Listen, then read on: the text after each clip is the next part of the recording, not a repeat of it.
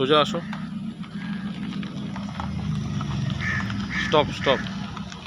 আমার কথা শোনো রাজুদা, এখন গাড়িটা নিয়ে এই লেফট সাইডে যে রাস্তাটা আছে এখানে লেফট যাও, ওখানে গিয়ে ওখান থেকে আবার ব্যাক করে এইদিকে ঢুকবে, ঠিক আছে? ওকে, আবার গাড়ি সোজা করে আসবে এদিকে, ঠিক আছে? তারপর আবার ব্যাক করে আসবে এদিকে। ওকে, টোটালটাই ব্যাক করে যাও। ওকে, চলো যাও। বুঝতে পেরেছো তো? তো ভেরি গুড মর্নিং গাইজ। অনেকদিন পর আবার আসলাম ড্রাইভিং শেখাতে।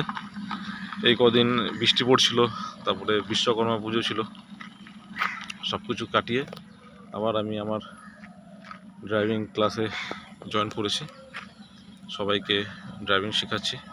এখন আমার স্টুডেন্ট একাই গাড়ি চালাচ্ছে, এখন ওকে ব্যাক প্র্যাকটিস করাচ্ছি। তো ব্যাক আমি কেন বেশি করে প্র্যাকটিস করাই, তার কারণ হচ্ছে ব্যাক যত আপনার ভালো হবে আপনার গাড়ির ফ্রন্ট অটোমেটিক্যালি ভালো হয়ে যাবে, তত কনফিডেন্স বাড়বে। কারণ কি ব্যাকে আমরা যখনই যাই পুরোপুরি দেখতে পারি না, মাথা ঘুরিয়ে বা লুকিং গ্লাসের মাধ্যমে দেখতে হয়। তো ওই দেখাটা খুব ইম্পর্টেন্ট, তাহলে আপনি বুঝতে পারবেন যে আপনার ড্রাইভিং স্কিলটা কতটা স্ট্রং হয়েছে। তো সেই জন্য ব্যাকের উপরে বেশি জোর দিই। তো ব্যাকটা বেশি বেশি করে প্র্যাকটিস করে। তো এখন আমি আমার স্টুডেন্টকে ব্যাকই প্র্যাকটিস করাচ্ছি। এতক্ষণ গাড়ি চালিয়েছে, তো এখন নিজে হাতে চালাচ্ছে, আমি গাড়ির বাইরে নেমে গেছি। তো এরকমভাবেই আমি ড্রাইভিং শেখাই, একা হাতে ছেড়ে দিয়ে।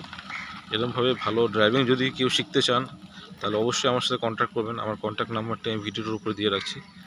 আই হোপ আপনাদের ভিডিওটি ভালো লাগবে। কেন কি ড্রাইভিং প্রত্যেককে শিখে রাখা দরকার, খুবই ইম্পর্টেন্ট জিনিস এখনকার সময়। কেন কি আমরা কোভিডে দেখেছি, যখন ট্রেন বন্ধ ছিল তখন সবাই বাই রোড গাড়ির মাধ্যমেই যাতায়াত করেছে। যাদের বাড়িতে অসুস্থ লোক আছে তারা তো বুঝতেই পেরেছে যে গাড়ি কতটা ইম্পর্টেন্ট, ড্রাইভিং শিখে রাখাটা দরকার। অনেকের বাড়িতে গাড়ি আছে বাট তবুও গাড়ি চালাতে পারে না ঠিক করে, ওয়েট করতে হয় কখন ড্রাইভার আসবে তখন গাড়ি নিয়ে বেরোবেন। তো আমি চাই প্রত্যেককে ড্রাইভিং শিখে রাখুন, ছেলে কিংবা মেয়ে, প্রত্যেকে শিখে রাখা দরকার, অবশ্যই কাজে লাগবে। ভেরি গুড, আবার সেম, ঠিক আছে, খুব সুন্দর হচ্ছে।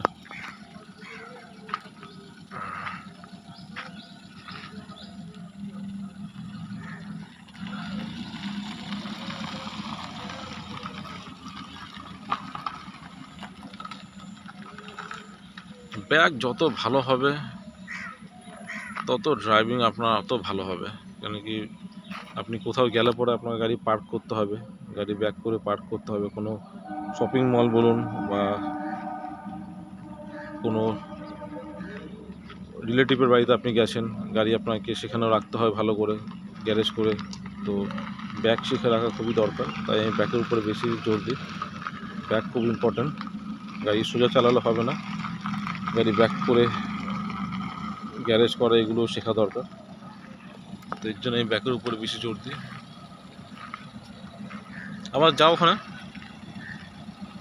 গাড়ি দেখুন কীরকমভাবে আমার গাড়ি একা হাতেই ড্রাইভ করছে, উইদাউট সাপোর্ট, কোনো এক্সট্রা ক্লাচ ব্রেক নেই তার পাশে, আর কেউ বসেও নেই, সব কিছু একাই কন্ট্রোল করছে।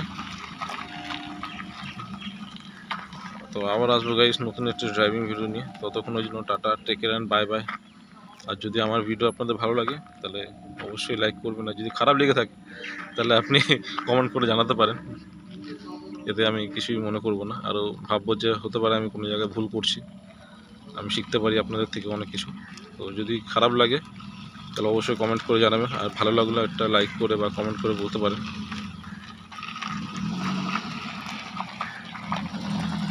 আবার আসবো গাইজ অন্যদিন নতুন একটি ভিডিও নিয়ে ড্রাইভিংয়ের, ততক্ষণের জন্য tata, take care and bye by.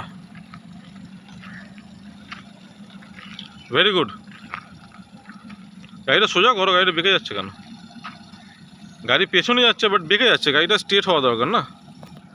সামনে এগিয়ে আসো, সোজা করে এগিয়ে আসো সামনে,